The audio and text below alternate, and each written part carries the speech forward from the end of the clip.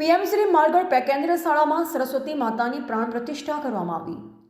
આજરોજ માલગઢ પે કેન્દ્રીય શાળામાં સૌપ્રથમ માતાજીની મૂર્તિને મંદિરમાં લાવવામાં આવી। મૂર્તિ વિધિવત સ્નાન કરવામાં આવ્યો, જેમાં શાળાના પૂર્વ આચાર્યબેન શ્રી શોભનાબેનના હસ્તે સ્નાન કરવામાં આવ્યું। ત્યારબાદ ગાયત્રી પરિવારના સદસ્યો દ્વારા મૂર્તિનો મંત્રોચ્ચાર કરી મંદિરમાં સ્થાપિત કરવામાં આવી। ત્યારબાદ ગાયત્રી પરિવાર દ્વારા યજ્ઞ કરવામાં આવ્યા। યજ્ઞમાં શાળાના શિક્ષકો દ્વારા આહુતિ આપવામાં આવી। ત્યારબાદ શાળામાં પ્રસંગે ઉપસ્થિત ટીપીઓ સાહેબ શ્રી અશ્વિનભાઈ પટેલ, બીઆરસી સાહેબ શ્રી ભરતભાઈ તેમજ આવેલ તમામ મહેમાનોને સાલ ઉઢાડી પુષ્પગુચ્છ આપી શાળાના શિક્ષકો દ્વારા સ્વાગત કરવામાં આવ્યું। ત્યારબાદ આવેલ મહેમાનોએ ભોજન પ્રસાદ લીધો અને શાળાના સ્ટાફ મિત્ર અને શાળાના તમામ બાળકોએ ભોજન પ્રસાદ ગ્રહણ કર્યો। આ સમય દરમિયાન શાળાનું વાતાવરણ ભક્તિમય બન્યું હતું।